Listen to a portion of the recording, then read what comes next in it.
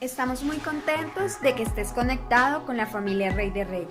Aquí encontrarás una palabra de Dios para tu vida. No olvides darle me gusta, suscribirte a nuestro canal y compartirla con otras personas para que puedan conocer a nuestro grandioso Dios. ¿Quién ha leído Génesis 27? Ahí, si usted abre la Biblia, encontrará un título, ¿verdad? ¿De qué nos está hablando ahí el pasaje? La bendición que recibió Jacob. Yo quiero que analicemos algo que está ahí implícito en el texto. Es lo que había inmerso en el pensamiento de la cultura oriental. Ellos le dan un valor impresionante al tema de la bendición. ¿Usted le ha dado ese valor al tema de la bendición? De eso vamos a estar hablando por un buen tiempo. De la bendición.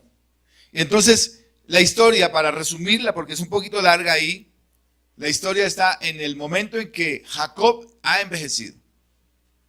Perdón, ¿quién? Isaac. Gracias. Isaac ha envejecido. Y entonces Isaac ve que es el momento de bendecir a su hijo primogénito. Dentro de la cultura hebrea, la bendición paternal era para el primogénito. Los demás eran benditos también, pero la bendición del primogénito encerraba que la persona tenía derecho a el 50% de la heredad de los padres y el otro 50% se dividía entre las partes por igual. O sea que el hijo que era primogénito tenía el 50% más una parte del otro 50%. O sea, era súper bendecido. Y no solamente eso desde el aspecto material, sino que la persona comprendía que la bendición derramada por ese padre traería todo un despliegue en su vida, en todas las áreas que él emprendiera de ahí en adelante. O sea, tenían un valor absoluto de lo que era la bendición. Entonces, usted que ha leído la historia encontrará que Jacob, él comprendía muy bien la bendición. Esaú era el primogénito, aunque eran mellizos, pero el primero era el mayor. Nació primero Esaú, así que era el primogénito. Jacob comprendía muy bien la bendición porque Jacob estuvo más interesado en el pensamiento de los hebreos, del seguimiento del Señor. Esaú, su inclinación era ser una persona cazadora, una persona que trabajaba en el campo. Poco se interesó por las cosas de Dios, era una persona que le gustaban las mujeres, se dedicó a otra vida. Y dicen los estudiosos que de esos dos mellizos, se dice que en la historia de la humanidad no ha habido dos mellizos tan diferentes. No parecían ni siquiera hermanos. Eran totalmente diferentes. Pero Jacob comprendía muy bien el significado de la bendición. Así que llegó el momento de la bendición y Jacob lo preparó todo con la mamá. La mamá también comprendía lo que significaba la bendición. Y Jacob, entonces, escucharon cómo era que su padre Isaac iba a bendecir y cómo había enviado a Esaú para que le trajera un cabrito, un guisado y todo lo demás. Y en el guisado, entonces, cuando le trajera el cabrito, ahí iba a desatar la bendición paternal. Y Jacob, ayudado por la mamá, como pasa en algunos casos, entonces prepararon un cabrito rápido, se adelantó y el papá colocó la bendición sobre Jacob. Se le adelantó. ¿Por qué? Porque Isaac ya había perdido la visión, estaba ciego, bueno, muchos problemas quizá ya por la ancianidad. Se adelantó también, ¿no? Isaac, y ese ya es otro tema, Isaac pensó que ya iba a morir. Y más o menos el relato nos dice que duró por lo menos más de 20 años después de ese día. Por eso, hermano, no se adelante. Algunos le dan la heredad a los hijos y después los hijos lo sacan de la casa. Hay que tener, sí, hermano, hay que tener cuidado. Después el viejito ya no tiene para dónde correr porque los hijos dicen, no, papá, necesito que se vaya porque voy a vender esto. Esto es mío. Eso, ¿casos se han visto, sí o no?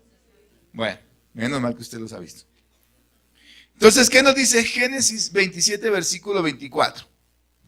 Clamó con una muy grande y muy amarga exclamación y le dijo, bendíceme también a mí, Padre mío. Claro, porque, Señor, ¿sí? ¿En cuál está ahí? ¿Qué dice el 24?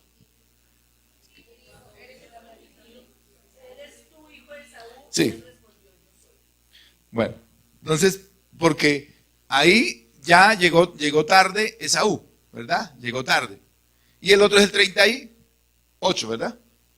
Versículo 38. Entonces Esaú exclama con dolor, bendíceme también a mí, Padre mío. No tienes más que una sola bendición, Padre mío. Es el dolor de su corazón. Pero así era radical la situación. No había oportunidad más. Era una sola bendición, la bendición del primogénito. Pero Jacob ya había desatado la bendición, Isaac ya había desatado la bendición sobre Jacob. Y entonces, cuando Esaú llegó, fuera de combate. Pero mire, aunque Esaú no era una persona creyente, él comprendía a cabalidad el significado de una bendición. Usted en esta mañana le hago la pregunta, ¿comprende la bendición de un padre sobre su vida? ¿Lo ha entendido alguna vez? ¿Qué dice usted en esta mañana? En el versículo 38, y Esaú respondió a su padre, ¿no tienen más que una sola bendición? Padre mío, bendíceme también a mí, Padre mío. Y alzó Esaú su voz y lloró. Y aborreció a Esaú a Jacob por la bendición que su padre le había bendecido. Y dijo en su corazón, llegarán los días del luto de mi padre y yo mataré a mi hermano Jacob. ¿Por qué será que Esaú le da tanto valor a ese gesto llamado bendición? Iba más que la herencia. Él sabía que se determinaría su destino profético. Y es que la palabra de un padre, al determinar la bendición sobre su hijo, determinará su destino profético. Y aquí es donde nosotros tenemos que revisar qué palabras colocamos sobre nuestros hijos. Vamos a través de estas semanas que vamos a trabajar este tema, que no lo voy a desglosar ahorita porque es un tema un poco grueso y hay que irlo masticando despacio para que usted lo entienda.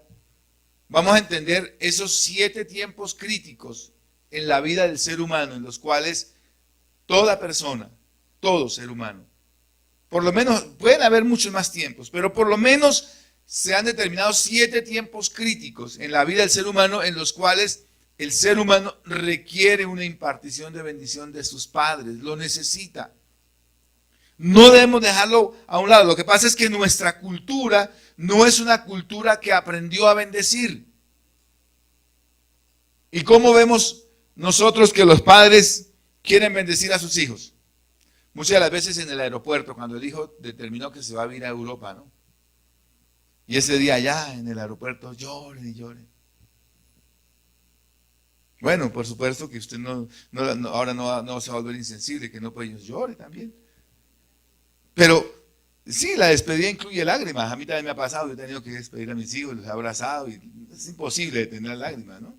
Además que se van, uno no sabe si regresan porque la vida es así, aunque no es falta de fe, ¿sí? Y entonces cuando se van y va uno al aeropuerto, ese dolor se va. Y sale uno de ese aeropuerto vacío, ¿verdad? Pero ahí no es el momento oportuno para decir, hijo, venga, yo quiero bendecirte. Sino que han habido 7, por lo menos 6 tiempos críticos, o 5 por lo menos hasta ahí, en los cuales el papá ha tenido que sacar un tiempo específico para bendecir a esos hijos. Luego lo vamos a mirar uno por uno. Pero enumerémoslo rápidamente. ¿Cuál sería el primer tiempo? El primer tiempo es la concepción. Un tiempo donde los padres van a engendrar a sus hijos. Otro tiempo, el embarazo. Ya, después de concebido el hijo, viene un tiempo donde usted sabe que dentro del vientre de mamá hay un hijo. Y tanto papá como mamá están hablando con ese hijo. La ciencia lo ha demostrado que los hijos entienden. Porque un bebé recién nacido identifica a la mamá porque él ya conoce la voz de la mamá. ¿Verdad? Entonces, el embarazo. Después viene la tercera etapa, el nacimiento. Y muchos padres el día del nacimiento ese día se emborrachan porque, señores, nació varón. Entonces ese día se van a embriagar porque nació el hijo, el varón, el que va a llevar el apellido de la familia. ¿Cierto? Entonces, tercera etapa, ¿cuál? El nacimiento. La cuarta etapa, la niñez. Eso lo vamos a ver uno por uno. La niñez. La quinta etapa, la pubertad. Y es un momento donde nosotros le decimos a nuestro hijo, hijo, ya no eres un niño, eres un varón. Hija, ya no eres una niña, eres una mujer. Y la pregunta podría ser en esta mañana es, ¿cuántos de ustedes le han dicho a su hijo en un proceso de bendición, hijo, ya no eres un niño, ahora eres un hombre? ¿Lo han hecho? No. Se lo han dicho, sea hombre, sea macho. ¿Sí o no? Algunos se ríen, creo que estoy tocando callos. Entonces, la pubertad. En la otra etapa, la siguiente, la sexta etapa, es el matrimonio. Es un momento nodal, lo hablan los psicólogos. Un momento nodal es un momento que causa un efecto impresionante en la familia, a lo cual nosotros tenemos que estar presentes. En un matrimonio, yo hice un matrimonio en Chía, hace, ¿cuántos? Como 2 años. 2 años atrás hice un matrimonio en Chía, me invitaron para que hiciera un matrimonio allí, y el prometido venía era un chico que se había ido de Colombia a buscar vida en Holanda, por ahí. Le había ido muy bien. Y dejó su novia aquí en Colombia con la promesa de que él regresaba por ella. Y vino por su novia. Y la mamá, enojada porque la china se casaba, no la acompañó al matrimonio. Y lo tremendo era que ya ella no era una niña, ya era una mujer adulta con mayoría de edad. Entonces su matrimonio, y ya tenían los pasajes comprados para irse para ese país. Y no, la mamá que no. Y ella se cansó de llamarla. Incluso yo tuve una cita previa con ellos el día antes, donde estuvimos estudiando un ratico con ellos. Y le dije, ¿por qué no llamas, mamá? Insiste. Porque para mí, con esto que hemos trabajado, y es impresionante, es importante que papá y mamá ambos, ninguno quiso asistir. Así que toda la familia, y fueron familia de la chica, algunos familiares, pero la familia del muchacho todos fueron, fue un momento bien especial. Al día siguiente volaban. No han vuelto. Por ahí me escribo por Messenger con ellos. No han vuelto a Colombia. Una oportunidad que perdieron sus padres para bendecir a una hija que no han vuelto a ver.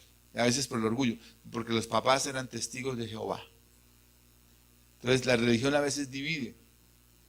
Por eso yo los invito a que no seamos religiosos. Amén. Bueno, entonces esa es la sexta etapa, matrimonio. Cuando su hijo tome la decisión de casarse, usted le va a apoyar. Ya creció, vamos a apoyarle, yo lo acompaño. Y nuestra cultura está acostumbrada a enfrentar y a pelear y a formar ¿no? Si los chicos se aman, hay que orientarlos, ayudarlos y acompañarlos en su proceso matrimonial. Los que tienen hijos adultos, ¿cuántos están preparados para que se casen? Ahí sí nadie, ¿no? ¿Sí ven? Hay que irnos preparando. Y la siguiente etapa, que es la séptima, es la edad adulta o la vejez. Entonces, las primeras 6 etapas, los padres bendicen a los hijos. Y en la 7ª etapa, los hijos bendicen a los padres. Entonces, los hijos se reúnen, preparan toda una ceremonia también, porque cada una de ellas, de esas etapas de la bendición, debe incluirse una ceremonia. Es importante, o sea, no es, bueno, ahí le traigo esa camisa, que Dios la bendiga. No, vamos a preparar algo bien. Miren, nosotros los cristianos evangélicos somos muy fríos, hermano. Cuando yo era católico, apostólico y re malo, entonces en esa época si había un bautismo, eso era tremendo, hermano. ¿Se acuerdan ustedes? Eso se hacía una fiesta con cordero y toda la cosa. O si alguien se casaba, eso, una novilla o qué sé yo, eso era una fiesta hasta bien buena, hermano. 3 días de fiesta, ¿no? Los cristianos, hermano, presentan un bebé al Señor. Una frialdad impresionante, hermano. Se casa alguien, vamos al Bambi a comer empanada.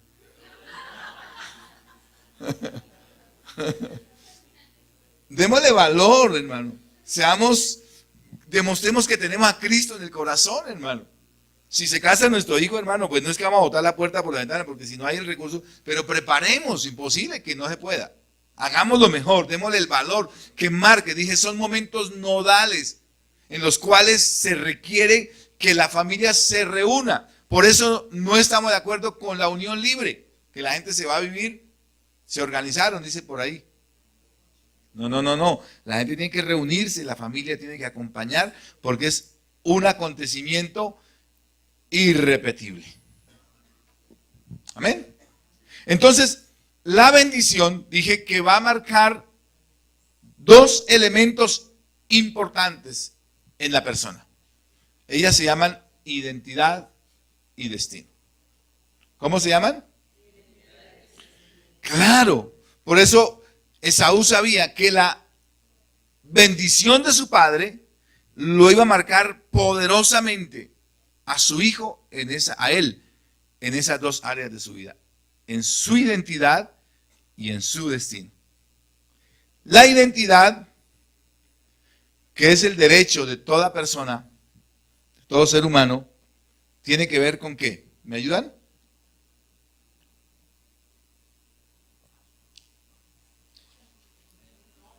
¿Cómo?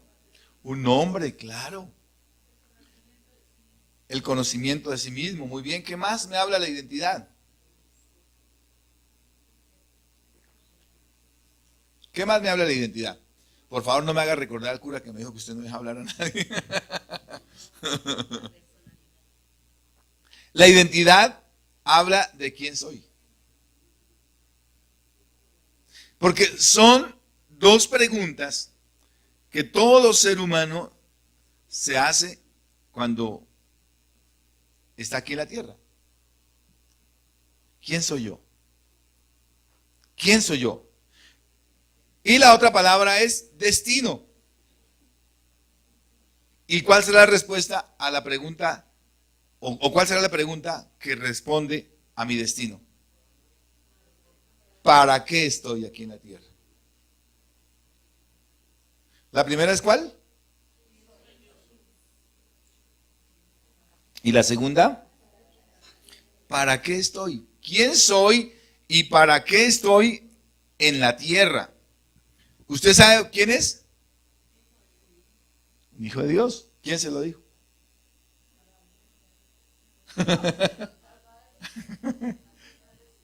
Muy bien, sí. Algunos pues lo aprendimos porque la palabra del Señor nos lo dijo, ¿verdad? Fue la palabra del Señor que nos lo dijo. Entonces, ¿quién soy yo? ¿Quién soy? ¿Y por qué estoy aquí? Son las 2 grandes preguntas.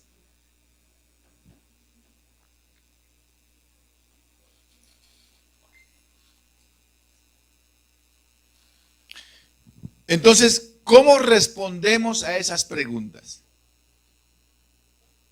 Muchas de las veces nosotros mismos tenemos una respuesta equivocada de el quién soy. Yo le decía a una persona, ¿Y qué estudio tiene? No, yo no. Yo llegué escasamente al quinto y me salí porque yo soy un bruto. Pero usted se defiende bien económicamente, lo veo quemarse. No, no, no, no, no, no, no, no, no. Yo para las tablas, para la suma, yo siempre me rajé. Así que yo creo que ni me acuerdo si pasé quinto o no pasé quinto.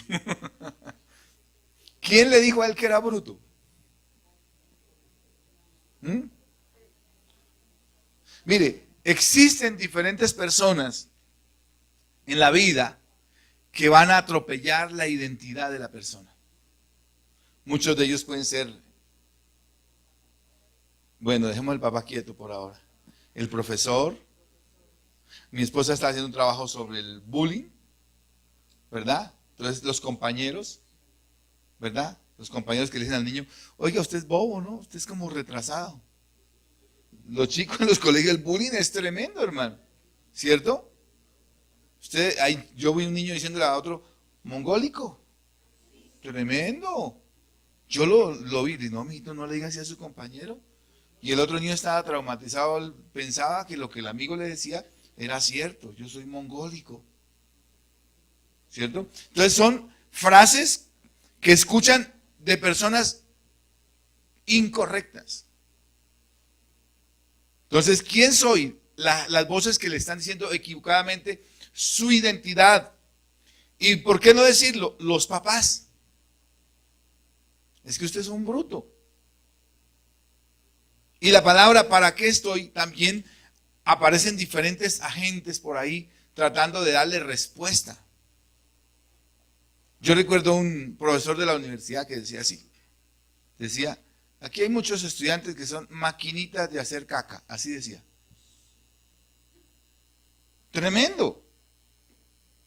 Esas unas apreciaciones de un profesor. Y como son personas que tienen autoridad, el estudiante lo cree. Marcan a la persona. Pero la palabra del Señor nos muestra que Dios ha dejado dos agentes que no son ángeles, sino que son personas de carne y hueso, que Dios estableció en la tierra para marcar la identidad y el destino de la persona. Ellos son el papá y la mamá.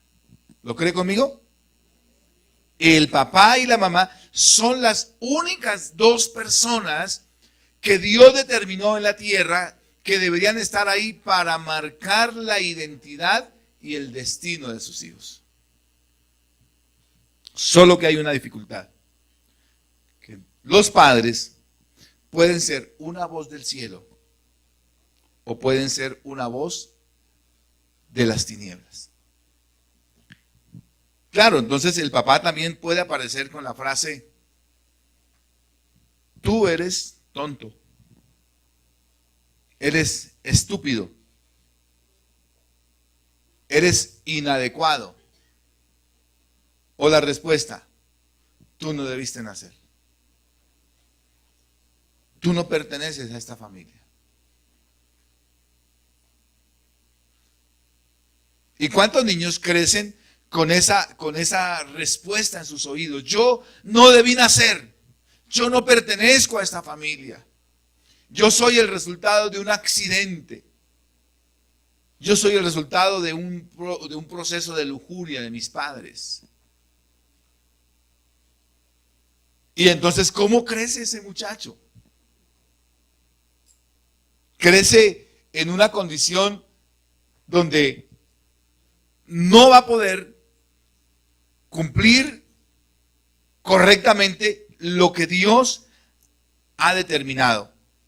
Entonces, esa identidad que se le carga va a hablar entonces, ¿cuánto valgo? Entonces hay personas en la vida sin ningún valor. Yo estuve hace poco con mi esposa dando una charla y yo le decía a los profesores, dije, yo veo muchos jóvenes tímidos. Pues para el tiempo en que estamos, uno ya cree que no hayan jóvenes así. Pero ese día salí yo pensativo. Yo cuando se reunían en la mesa que hablaban, yo estaba más pensativo en ver a los muchachos como asustados de lo que yo vi ahí en el aula donde estábamos dando la charla. Y a la hora de preguntar, ellos estaban como asustados para poder, o sea, no saben si hacer la pregunta o de qué manera hacer la pregunta.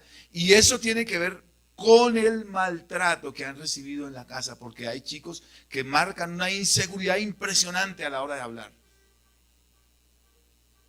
Y son los padres los que han dañado la identidad de sus hijos.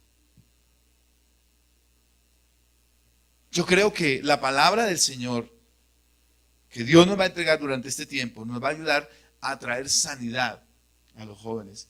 Y para que usted también sea un agente de Dios y lo haga. Mire, cuando avancemos, sé que el tiempo avanza, vamos a ver que si los padres no cumplen el plan de Dios para marcar el destino sobre los hijos, Dios va a tener que usar agentes como pastores, hombres de Dios, mujeres de Dios, que puedan marcar el destino sobre sus hijos, sobre los jóvenes, sobre las generaciones. Y se va a requerir quizás un proceso para revisar en qué momento de la vida, cuál fue el evento específico que marcó negativamente a esa persona. Se habla de un hombre llamado Joe. Joe es un hombre casado de más de 30 años. Y entonces va conduciendo su vehículo y llega a un momento donde el tránsito se atora un poco y está ahí con su vehículo y de pronto escucha que alguien está pitando por detrás. Aquel hombre se bajó del carro enojadísimo y dejó su carro encendido, dejó ahí el carro bien frenado ahí y se bajó y fue a la ventanilla del señor que estaba en el carro de atrás y le dijo, ¿qué le pasa? Y el señor muy amable bajó la ventana para escucharle qué le preguntaba y este lo agarró por el cuello de la camisa y quería sacarlo por la ventana. Y le dijo, estúpido, no pites. Entonces, dice que cuando él reaccionó, entonces dijo en su corazón, ¿qué clase de antisocial es el que está haciendo esto? Y se sentó avergonzado en la silla de su carro y aquel hombre de la silla del carro atrás se bajó amablemente y le dijo, es que estaba pitando porque en tu carro hay una calcomanía que dice, si eres cristiano, pita.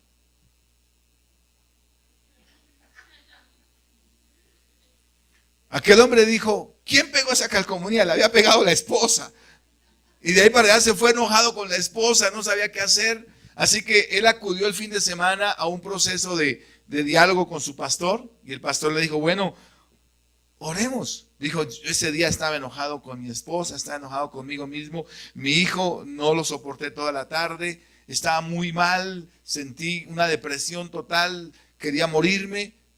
Entonces al fin de semana buscaron al pastor Craig Hill y el pastor lo reunió y le dijo, bueno, oremos para que el Espíritu Santo nos muestre qué sucedió. ¿Recuerdas algo en tu pasado? ¿Recuerdas un evento específico en los cuales sufriste algo? Dijo, no, oraron. Dijo, no. Bueno, viene a mi mente algo, pero no considero que tenga valor alguno. Digo, bueno, coméntanos. Digo, no vale la pena comentarlo. Y dijo, bueno, oremos al Espíritu Santo para que si ese evento tú lo debes comentar ahora, tú lo digas. Oraron al Espíritu Santo y dijo, bueno, voy a comentarlo. Es que cuando yo era un niño, tenía 8 años de edad, mire lo que pasa. Dialogué con mis padres para que mis padres me permitieran llevar a 2 de mis mejores amigos a casa. Y entonces mis padres me permitieron y nos permitieron tener palomitas de maíz, una bebida y ver película en casa. Así que disfrutamos, fue el mejor día de mi vida con mis compañeros, mis amiguitos. En la noche me acosté a dormir y al día siguiente amanecí orinado. Estaba mojado. Entonces salí un poco tímido de la habitación. Cuando reaccioné, miré, mi mamá ya había arreglado la habitación. Ya había tendido la cama. Yo me quedé callado. Me senté en la silla para desayunar con mis compañeros, mis amigos que habían quedado la noche anterior en casa. Y mi madre había entregado la sábana a mi papá. Y mi papá consideró que el momento más correcto para corregirme era ahí en la mesa, frente a mis compañeros. Así que presentó la sábana mojada y el papá le dijo: hijo, estoy avergonzado de que un chico como tú de 8 años todavía tenga que hacer esto. Y exhibió la sábana mojada delante de los amiguitos. Y luego bajó su ropa y le dio una nalgada fuerte delante de sus compañeros. Dice aquel hombre, Joe, que si él hubiera tenido un arma en ese momento hubiera matado a su padre. Y entonces oraron. Ahí el doctor Craig oró por Joe. Y Joe estalló en llanto. Estaba deteriorado totalmente. Y comenzó a decir: Señor, ayúdame porque yo no puedo continuar más maltratando a mi esposa, maltratando a mi hijo. Y el Espíritu Santo trajo sanidad en ese momento. Pero ese fue el evento específico. Porque el pastor Craig le dijo: ¿cómo te sentiste aquel día? Me sentí mal. Me sentí humillado. Sentí deseos de matar a mi padre. Quería que todo terminara ahí. Porque mi padre me insultó y me dijo que para nada iba a servir yo en la vida. Que era una persona inadecuada, incorrecta, y que era un mojacamas. Y eso me ha dado mucha inseguridad. Y desde entonces toda mi vida ha sido el no dejarme de nadie, el querer enfrentar al que sea. Entonces muchos eventos de la vida están marcados en nuestra niñez, porque alguien impartió una palabra equivocada en nuestra vida. Alguien dijo lo incorrecto. Alguien dijo que no debimos haber nacido. Mire, si hiciésemos una encuesta en esta mañana, muchos de nosotros traeríamos a memoria cosas que sucedieron en el pasado, que marcaron nuestra vida, que nos derribaron, que destruyeron nuestro ser. Pero Dios es bueno. Doctor Craig Hill, dice él, que si no existió, ya lo dije hace un momento, alguien que, esos padres que hicieron las cosas correctas, Dios va a colocar a alguien en su camino para que lo haga. Así que al final, cuando terminemos estas charlas, vamos a tener un proceso de bendición. Y hablamos con mi esposa de que si es necesario ir a algún lugar donde podamos estar una tarde y orar y recibir un proceso de bendición, lo haremos para que la persona salga de esa crisis y pueda tener una vida fructífera en el Espíritu Santo. ¿Cuántos dicen sí, amén? Bueno, este es el abrebocas de lo que vamos a trabajar durante este tiempo. Y vamos a orar. Vamos a orar en esta mañana. Así que yo voy a tratar de comprimir lo que más pueda para que podamos entregarles esta palabra. Y para que no solamente la escuchemos, sino que seamos hacedores de la palabra. Dice la palabra que no seamos tan solo oidores olvidadizos, sino hacedores de la palabra del Señor. Que nosotros podamos impartir bendición sobre nuestros hijos. Nuestro vocabulario va a cambiar. De estos temas surgió esta frase que está aquí en la pared. Esa no está escrita ahí porque iba pasando por ahí y dije, escribamos esto. No, ha sido un proceso en mi vida. Yo no aprendí sino a maldecir cuando joven. Y Dios tuvo que enseñarme un proceso de bendecir y establecer una cultura de bendición. Se va unos añitos. Eso no es fácil. Porque cuando nosotros nos damos cuenta, estamos haciendo lo incorrecto. Pero Dios quiere llevarnos a un proceso donde nosotros, la iglesia, pueda aprender a bendecir. Diga conmigo, estableciendo una cultura de bendición. Dijo el doctor Rick Warren, para establecer una cultura de bendición se van por lo menos 10 años. Así que usted empezó hoy tranquilo. Hasta ahora está empezando. Nosotros llevamos 5 años trabajando con mi esposa este tema. Y ha sido tremendo, hermanos. Ha sido tremendo, tremendo, tremendo. Yo me enojaba fácilmente con mis hijos. Varias veces almorzando abandonaba la mesa. Y usted era pastor, no le da pena contar eso. Lo cuento como testimonio, hermano. Porque si Dios lo hizo conmigo, ¿por qué no lo va a hacer con otra persona, hermano? De ayudarnos. De aprender a pasar saliva cuando hay que pasar saliva y a tener paz, tranquilidad, a que nuestras palabras sean cambiadas, Nuestro lenguaje debe cambiar. No es correcto que un cristiano, después de X tiempo de vida en su vida cristiana, todavía maldiga, todavía maltrate a los hijos. He visto padres como maltratan a sus hijos. Decía el pastor Florian Pistulka, decía él, porque es que mire, hermano, cuando uno ve esto y uno es confrontado, dice, yo sí he sido malo, ¿cómo haré para hacer así como hacen ellos también? De bien hecho, ellos, mire esa gente. Yo hablaba con Florian, pero bueno, ¿y usted tuvo algún proceso? Digo, yo también era terrible. Dijo, yo cogí un día a Salomé, a una de sus hijas, iban por la calle en su carro y la chica iba que se portaba mal, orilló el vehículo, la subió encima ahí del capó del carro y ahí le dio unas nalgadas. Y un señor iba parando, iba en su carro y se detuvo. Y insultó a Florian, le dijo, no golpeé a la niña, y si no, venga, enfréntese conmigo. Y de Florian le pasó eso, yo usted lo veo tan correcto que no puedo creerlo. Pero mire, Dios lo quiere hacer contigo. Dios quiere ayudarnos a todos. Esa es la bendita palabra de Dios, que no vino para maltratar a la persona, decirle, no puedes, sino que nos dice, todo lo puedo en Cristo que me fortalece. Hay esperanza para todos. Amén. Hay oportunidad de Dios para todos nosotros. Es una bendición de Dios poder escuchar lo que vamos a escuchar durante este tiempo. Bendito sea el nombre de Dios. Amén. Gloria a Dios.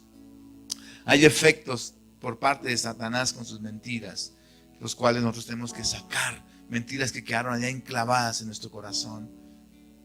Y vamos a surgir adelante. Gloria a Dios.